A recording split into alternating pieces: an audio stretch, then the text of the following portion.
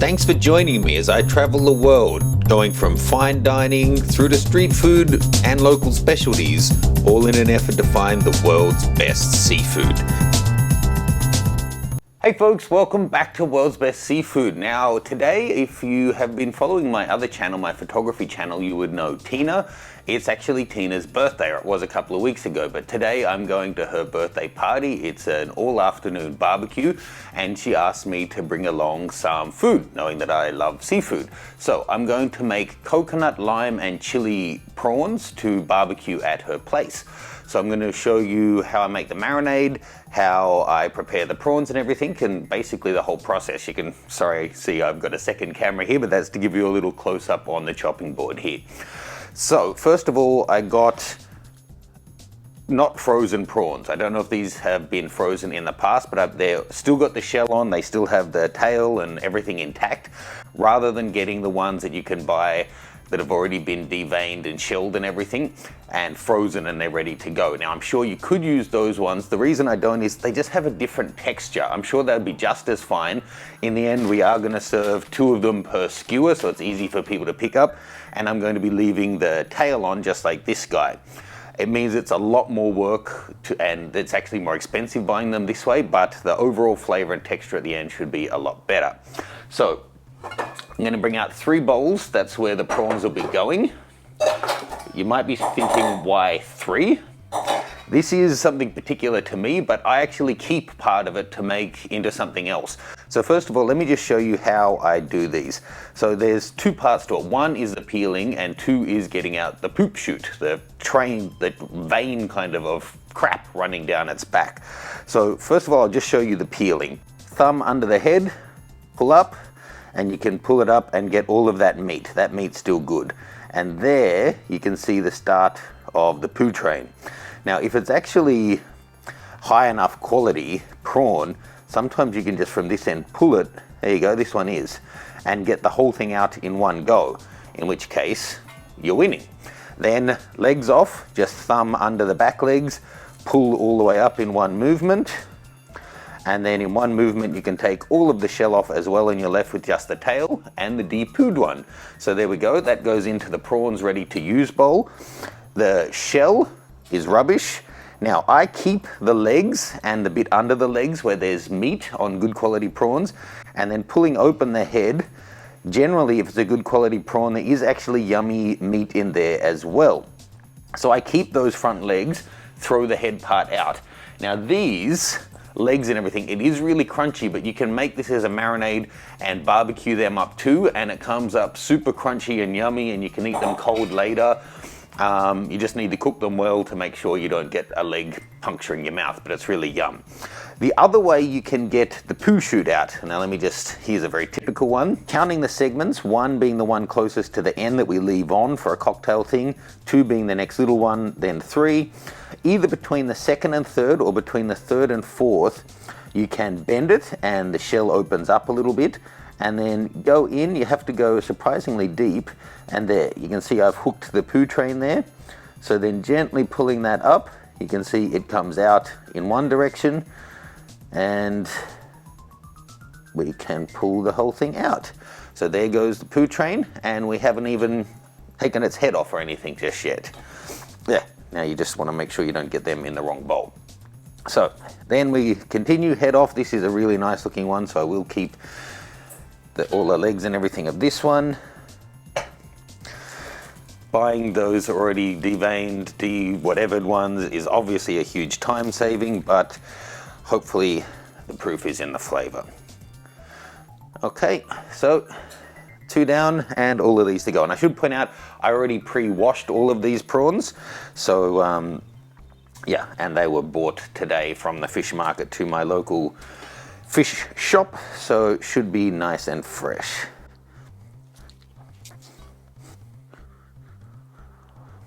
I gotta say, do make the effort to get the poo train out no matter where it is. If you're really struggling, then just pop a little line down the back so you can open it up and get that out.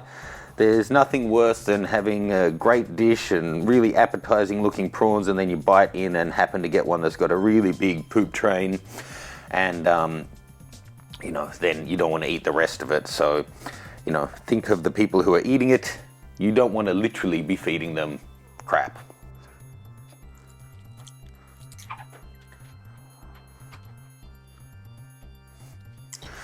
Okay, so if you do get one like this one where the poo train kind of breaks as you're getting it out from the front, you can still make an effort to get out the bottom half. It's worth it.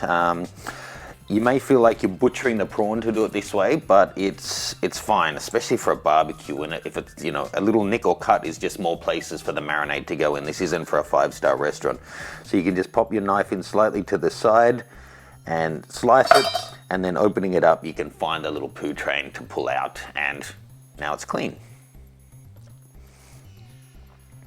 Okay, I've done maybe 10%, so let's get into it. All right, so I'm halfway through now, and I've already had to stop to make myself a cup of coffee. And I realized I haven't actually shown you what ingredients I'm using today. I'd be crap at doing this in the traditional TV format. Coriander, a big bunch. I love coriander. We're going to use the stems in the marinade and then the leaves, to serve it. 2 big long red chillies. You know, you could add more or less depending on how spicy you want it, but we won't be using the seeds. I've got 2 limes. We're going to be using the rind and the juice and serving it with wedges as well. Garlic, we'll probably need 4 to 6 cloves, so that whole thing. Some coconut milk. We're going to use about 2/3 of a cup or thereabouts, so just get a small can because it's one of those things you buy a big one and then you never finish it. Some fish sauce, not much of this, just a couple of tablespoons, and some soy sauce. I don't have a small bottle, sorry, so you can tell you're in an Asian household when you've got gigantic soy sauce. One thing that I should have pointed out before, I have some more coffee. If the poo tube is quite strong lengthways, but not on the sidewall, so when you're pulling it up through the shell, you have to be really careful. If you're pulling it straight out, just straighten the prawn out in your hand, and it's surprisingly tough. It'll pull all the way out and just give at the very back. But if you do need to, you know, if you're bending it or whatever, it'll break really, really easily. So same if you're cutting open the back to get into it, try and straighten it out and pull it out as straight as you can, and then it'll be really quick. If it starts to fall apart, it's a big pain, and you might as well just cut the whole back and wash it out instead of fighting with it for 30 seconds on one prawn when you've got, you know, 50 or 60 prawns to do. Ooh, this is a nice one. As I said, I'm only keeping the head parts from ones that look particularly nice. They're all fresh and nice prawns, but this is a little snack that probably I'm the only one who's going to eat, so I don't need the head and feet of all of them. This is a lovely prawn and very clean, not much dookie inside. So I'll just finish off these prawns, then we'll make the marinade.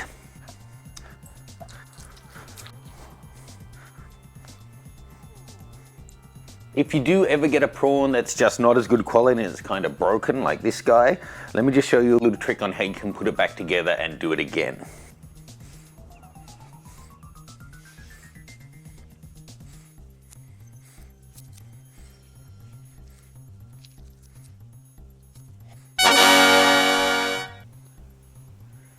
Look at that, I think he even got a little bit bigger, so let's try that again. Now with the special Harry Potter action. Look at that, coming apart nicely, no breakages. Poo out nice and clean, ta-da. Okay, so all the prawns are now shelled.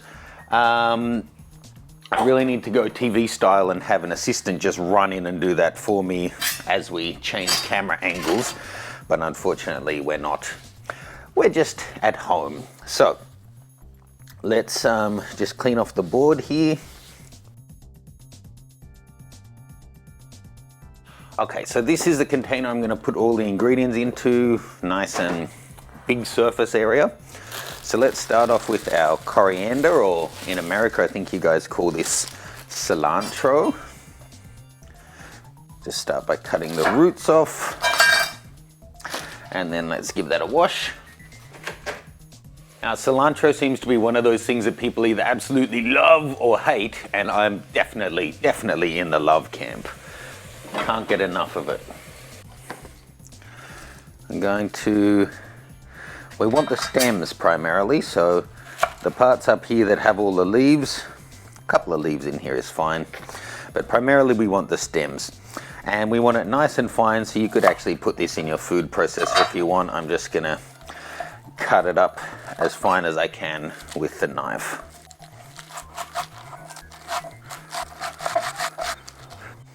Now, those who follow on my photography channel would know how clumsy and accident prone I am, so don't worry, as I use the knife, we have a full medical kit in the house.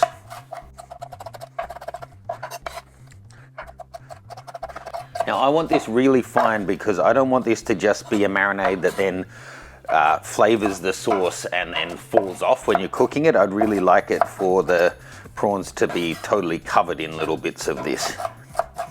So to those who hate it, who are coming to Tina's party, I'm sorry, but I know she's got like a whole spit lamb, so I'm sure you'll be fine.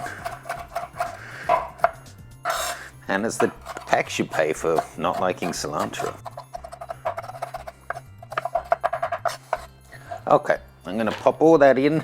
That's roughly 2/3 of a cup. Roughly. Okay, now, made a mess of my board already, but that's fine. All the ingredients are ending up together. Let's get our garlic cloves. Well, these are giant ones. Now, normally I would use 6 regular size, but these are so big. 4 is going to be just fine. So let's crush them.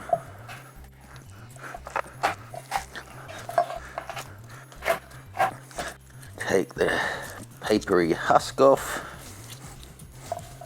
and cut them up super fine as well. Remembering this is all then going to end up on a barbecue, not on a fine dining plate. I'm sure any proper chef out there or anyone who's been trained or is an experienced cook is looking at this and laughing, but I never said I was a chef. Okay, so 6 small or 4 giant garlic cloves, diced as finely as my mutton chop hands can. Okay, time for the red chillies. Again, we're going to chop them finely, and I'll personally be discarding most of the seeds. By the feeling in my eyes, these are reasonably strong ones, so I don't think we will need seeds. Now this I really am trying to cut up just as small as I can, so nobody's getting like a half a chili on one of their prawns. Okay, next up, a couple of limes. Well, actually I'm going to use one. So I'm going to take off some of the skin, probably the skin of a whole one. As thin as you can, you don't want to get all the white pith.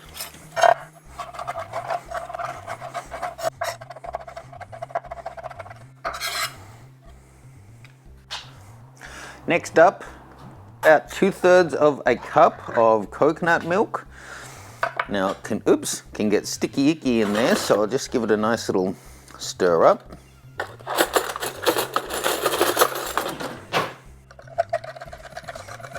Now this is 270 ml, so that's just over a cup. So I might just eyeball it. Yep, that'll do us. This isn't a fashion show after all.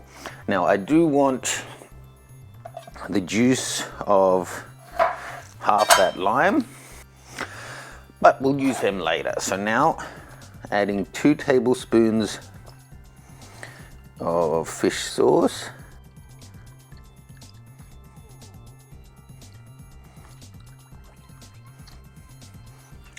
two tablespoons of soy sauce,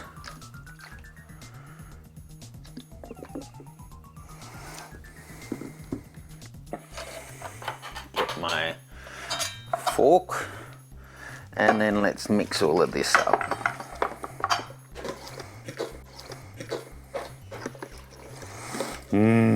Fragrant. Now it's really hard to know how it's going to taste until you cook it, because obviously a lot of things, including the coconut milk and all the flavor, is going to come out of the garlic and everything. But pretty good. I reckon I'm going to add a little bit more coconut milk, tiny bit more soy sauce.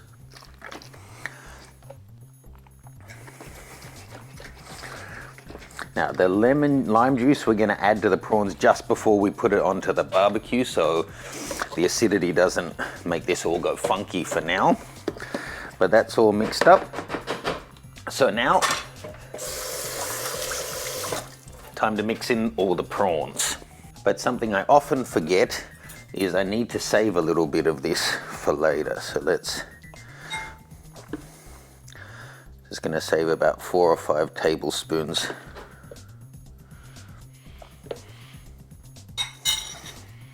So now, pop in the prawns and let's give it a good mix around. Okay, as I'm doing that, I'll just tell you the rest of the process. I'll refrigerate this for as long as I can, then at the place, I'll get them out, skewer 2 per skewer, add the lime juice, and then barbecue them. And then I'll use all of the coriander leaves on top as a garnish. That looks pretty good, so I'm gonna pop some plastic wrap right down on top of this to make sure it's all kind of forms its own little airlock, and put in the fridge. Time to mix in the limes.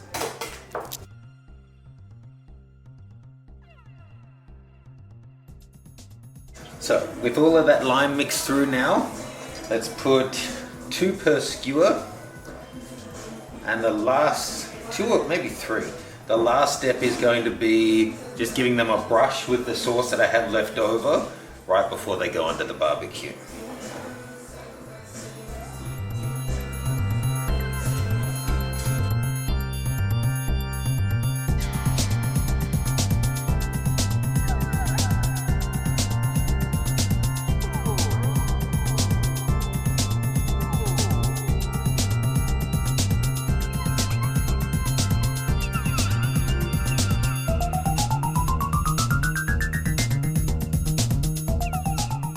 Okay, so just get out the big bits and then just chop it up a little bit, and basically gonna pop those onto the skewers onto the barbecue, probably about 3 minutes each side.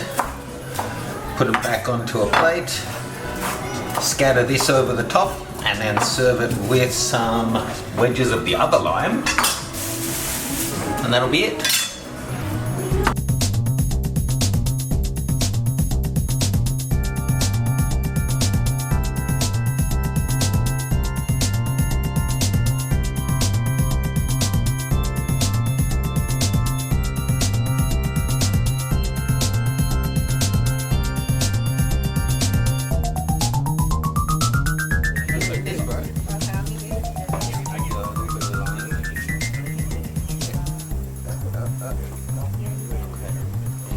Don't be honest.